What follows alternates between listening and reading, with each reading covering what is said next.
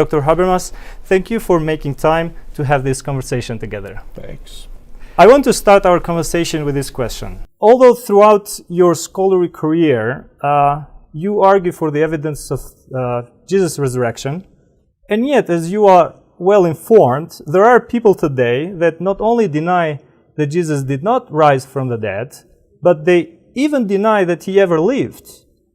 How do you respond when you meet such individuals? Well, I think I would start with maybe an overview and just say that Bart Ehrman, the atheistic New Testament scholar, says as far as he knows, every single one of the thousands of scholars who specialize in one of the fields pertaining to Jesus, or archaeology, or ancient history, or classics, he says he does not know of a single one who teaches in a university, college, or seminary who thinks that Jesus never lived. It's a minority view, he says, largely with the very few exceptions of people who have not specialized in the area, and they ignore a lot of good evidence. For example, he lists 15 different independent sources for the crucifixion of Jesus within 100 years of Jesus' death. Now, 100 years, I can tell you from studying ancient history, it's not a long time. 100 years is pretty early. And again, he has 15 independent sources for Jesus' death by crucifixion. So that many sources, we know in the ancient world, many events rest on just 1, 2, or 3 sources, as Paul Meyer, ancient historian at Western Michigan, says. So, I mean, that's just for starters on the crucifixion. I think we have an excellent case for the historicity of Jesus. So one of the objections that we face in our ministry when we talk to our Muslim friends in Albania is the opposite, actually, of what you're saying, what the Bible teaches, that Jesus died by crucifixion. So the Quran denies the death of Christ. Could you elaborate a little bit more of those extra biblical evidences that will make the case that that's what's the real case for Jesus, that he died by crucifixion? I wrote a book years ago called The Historical Jesus, and I have 12 sources for Jesus outside the New Testament, none of which are Christian. The most commonly reported event, 12 of the 18 sources, exactly 2/3, 12 of the 18 sources attest to the death of Jesus. When you use the example that I used a minute ago by Bart Ehrman, 15 independent sources outside the New Testament, you put those two together and you have quite an array of information. Now, I can understand somebody reading the Quran and accepting their own book, but the Quran is 600 years later, and the skeptical sources that I'm using are only 100 to 150 years after the death of Jesus, and probably the most common fact that's reported is the crucifixion. Let us jump to at the core of your expertise. What are some of the evidences for the resurrection of Jesus? I argue what I call a minimal facts argument. I usually use 6 facts. Jesus died by crucifixion. His disciples thought they saw him again. They had experiences which they believed were appearances of Jesus. They were totally transformed by that belief, even to the point of being willing to die. Now, somebody might say, well, how do you know they died? I didn't say they died, although you can show some of the main ones did. But my point is they were willing to die for that teaching. Somebody else will say, well, many missionaries and many religions are willing to die. The Buddhist, I still remember the stories of Buddhist priests who set themselves on fire to protest the war in Vietnam. So people die for a lot of things willingly. But the thing about the disciples is most of us die for teachings of which we're convinced. The Buddhist priests thought war was wrong and aggression was wrong. They died for that belief. Christian missionaries today would die for the belief that Jesus was right. Muslim missionaries would die for the belief that Muhammad was right. The difference with the disciples, though, is they would be dying for their central belief, which is the resurrection, and they know whether Jesus was raised or not because they saw him.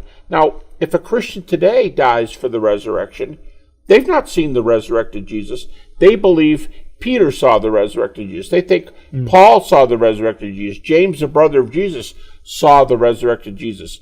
But if you're talking about Paul and James and John is the fourth one, and Peter, they know whether they saw him or not. And the fact that they were willing to die, and we have first century witnesses for the martyrdoms of Paul, Peter, and James, the brother of Jesus. If somebody put a sword up to their throat and told them to renounce their faith, and they were sure there was an afterlife, they've met Jesus, and he was after death, it's inexplicable why they would die for what they knew to be false. And again, people say, well, people die today for it, but they're missing the point. They knew whether he was raised or not. So that's the third one. The fourth one is the resurrection was proclaimed very, very early. Even skeptics allow that the teaching, the death and resurrection of Jesus can be traced to immediately after the crucifixion. Now, this is Bart Ehrman. This is Gerrit Ludemann, an atheist New Testament, a New Testament scholar from Germany. Dom Crossan, a very skeptical New Testament scholar, an Irish New Testament scholar, they argue that the crucifixion is as strong as anything we can know of in the ancient world. And yet they're not believers. They're not, well, I don't know which one would claim to be Christians or not, but Bart Ehrman is an atheist. Gerrit Ludemann's an atheist. So they talk about the crucifixion. I think those are better witnesses and earlier witnesses. So they all believe the resurrection witness came very early. And then fourth and fifth, two skeptics, Paul and James, both come to Jesus when they think they saw the risen Jesus. Now those five facts, those six, are confirmed by dozens of other evidences. That's why skeptics don't ever question those six as a rule. And so I think that's a great foundation. And my point is, if all you had were those six, you could argue that the resurrection is the best answer, the best verdict to account for the data for those six facts. I believe you include in those six facts the empty tomb, yeah? Michael Cohen and I did the book, The Case for the Resurrection of Jesus. We did four facts, only four of them. The number changes because everybody gives you a lot more, but we called it 4 + 1 because the empty tomb is as well accredited as any of these facts. I have a list of 22 skeptical evidences for the empty tomb. But the reason I don't include it as part of the minimum facts, because I also require that all critics, just about all critics, agree with it. And they don't always agree with the empty tomb. It's a pretty high number, but it's not as high as for the other ones. So the empty tomb should be right up there with it, but I don't count it as one of the minimal facts. Yeah, but we imply that the tomb is empty, because if we find the tomb to be not empty, then our case will not be there. Yes, so that's correct. And there's like I said, I'll repeat it again. I don't count it as a minimum fact, but the evidence is really, really strong for the empty tomb. Yeah, I would like to continue a little bit the discussion there, the empty tomb. So the skeptics, when you will mention that as an argument, the empty tomb, I guess they will bring up alternative explanations of why the empty tomb. Could you mention some of them, and why do you think they fail? Probably the most common one is they'll say that it was common to throw criminals into a common grave. And even if you forget the common grave one, a little variation of that is the way most Jews buried was in a rectangular hole in the ground, just like we bury today, but without a casket. They'll put the body in the ground. And but there's some problems. There's no evidence that was done for Jesus. No evidence whatsoever that Jesus was thrown in a pit. No evidence that Jesus was buried in a rectangular grave. A lot of evidence for the fact that he was buried in a rich man's tomb. All four Gospels report it, and critics might say, well, they just copied from one another, but they didn't.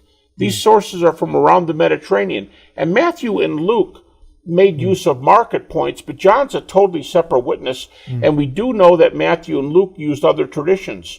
Mark, for example, used what's called the pre-Markan Passion narrative that reports the empty tomb and the burial, the proper burial. So we have a lot of evidence for the proper burial, We can suppose what else there is, but there's not one speck of evidence that he was buried in a common grave or in a normal plot in the dirt. Now, in your writings and in your talks, you also mentioned that one of the strongest evidences that the tomb was empty and the resurrection is true is the fact that the first who testify about this are women. So why this is important in this discussion? Very important because not just in the Jewish world, but in the ancient Mediterranean world, female testimony was played down. It's not true that they couldn't testify in a court of law. They could, but it was played down. And 4 writers in 4 different parts of the Mediterranean world would not all account for the story by using women if that was not going to get them any respect. In fact, Luke and John tell us that men ran back to the tomb to confirm what the women said. If that's it, and you're going to get much more respect for the men, why not start your story of the empty tomb with the 2 men going to the tomb? Why start with the women? The only serious reason is because they did it because that's what happened. They're telling the truth. So in critical language, the women were embarrassing witnesses because if that's all you got, it's not all you have, but if that's all you're going to show us, you're not putting your strongest foot forward. But the truth is, they were telling it like it was reported and like the evidence says. Another objection comes that these evidences primarily come from New Testament writings. So these writings are written by Jesus' friends. Okay, so one would expect to find there a glorified view of the master that they followed. So does this make the case that these are not reliable? Yeah, the interesting thing is these skeptical New Testament scholars that I'm talking about, Bart Ehrman, Bart Ludemann, and the others, Dom Crossan, they're going to say that's a silly comeback because skeptics today, people who don't know what they're talking about, will sometimes say, we won't use any biblical source. But that's not the way the skeptical New Testament scholars do it. They will let you use sources that are accredited sources. In other words, here's another way to say it. You could only use texts that have reasons to believe they're true. That's the only ones. And skeptics, just to give you one example, of the 13 books that bear Paul's name, they will give you 7 of them. And you can use 7 of Paul's books. Romans, 1st and 2nd Corinthians, Galatians, Philippians, 1st Thessalonians, Philemon. You can use all 7 books. They don't think they're inspired or anything, but they think they're good texts written by Paul. Bart Ehrman, the atheist New Testament scholar, calls them indisputable. And almost every New Testament skeptic says that. So these are guys who many times are not Christians, many times maybe Jewish New Testament scholars, and they're going to say, use them. That's good material. Now, a skeptic who's not trained, who hasn't gone to school, can come along and say, oh, no, you can't use that. That's a prejudiced witness. They could say what they want to, but the scholars don't say that. And even unbelieving scholars don't say that. So you can't use the New Testament indiscriminately with these critics, but you can use the texts from the New Testament that are well attested. You have researched in another topic, in another area, which is near-death experiences. Right. And you know about claims of people that they've claimed they have died. Right. Perhaps a couple minutes or an hour, I don't know. Yep, and they've come back to life. Right. Now, why Jesus' resurrection is different from those cases?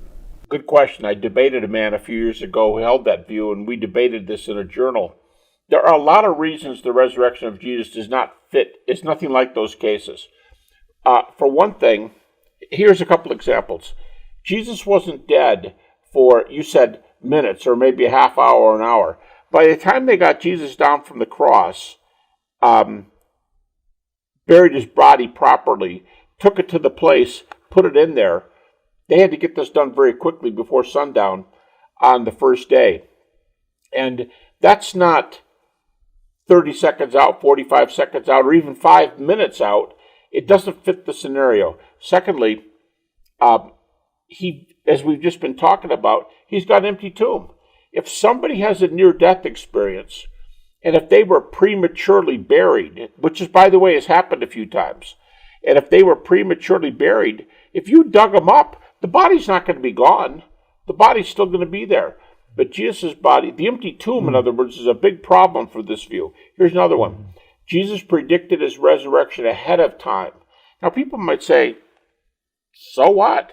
Well, skeptics increasingly believe Jesus probably did predict his death and resurrection or glorification ahead of time. If he predicted it, that means it wasn't a happenstance, anything goes. It was a planned event. How do you know? Because somebody knows about it. If someone said to you, we're going to a birthday party this Saturday, you can't get to the birthday party and say, hey, what'd you all do? Wake up this morning and decide to have a birthday party? No, because I told you 3 days ago we're going to the birthday party. Well, if Jesus said I'm going to die and I'm going to rise, it tells you it's a planned event. That does not fit the scenario. Plus, there are group appearances with Jesus. We know of several group appearances for Jesus. Even the most skeptical scholars, like the Jesus Seminar, admit evidence for group appearances. You don't have, if you're lucky enough to have an NDE, a near-death experience, where more than one person's witnessed it, that's going to be pretty rare. But you don't see it happen over and over and over again. And by the way, when the person comes back, they're alive, so they're not a candidate for that kind of thing anyway. So anyway, these are a lot of differences. But Jesus' case just doesn't fit it. Here's another one. When he shows himself to them, his scars are already healed.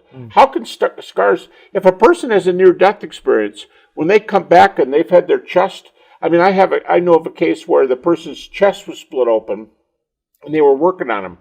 When they come to, they don't stand there and say, look at my scar, I'm all healed, it's all sewed up. No, you don't heal like that. But Jesus was already healed. There's just a number of items that are not anywhere near the same between NDEs and the resurrection appearances. Let us conclude with one final question. Okay. If one would come to the conviction that, yes, Jesus really, truly rose from the dead, Yep. What does the resurrection prove? And what one should do about it? Well, I'm just talking over dinner tonight with a person, and I was saying, let's think about this. Jesus predicted the resurrection.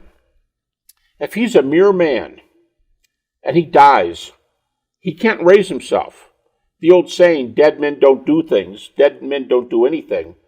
If he's lying there in a slab and he's dead, how's he going to be raised again? We're assuming the resurrection. If there is a resurrection, you said, how would it be practical? What would it mean? If he's going to be raised, no man can come along and raise him. Nobody can come take him by the hand and lead him away. Jesus isn't going to raise himself. He's dead. So Jesus' claim is that his Father, God, would raise him from the dead. Now, one other problem. If God raised him from the dead, was it because he loved him or hated him? Was it because he approved of him or he disapproved of him? If Jesus is a heretic or a false prophet, why is God raising him? Now, we have a lot of reasons to believe Jesus claimed to be deity. A lot of reasons. He forgave sin, and the Jewish leaders thought that was blasphemy. But there's other reasons. And if he claimed to be God, why would God have raised him from the dead if it were a lie? And Jesus said also, what would be blasphemy if it weren't true? He said, what you do with me determines where you spend eternity. Not just I have the words of life, I am the words of life. You're looking at me. You're looking at the plan of salvation. You're looking at heaven. Nobody else said that. Why would God raise him from the dead if he claimed to be the Son of God and it'd be the only way to heaven if he were a heretic? So right away you say, what difference does it make? It makes a difference if God raised him, because there's a God, and he approved of Jesus.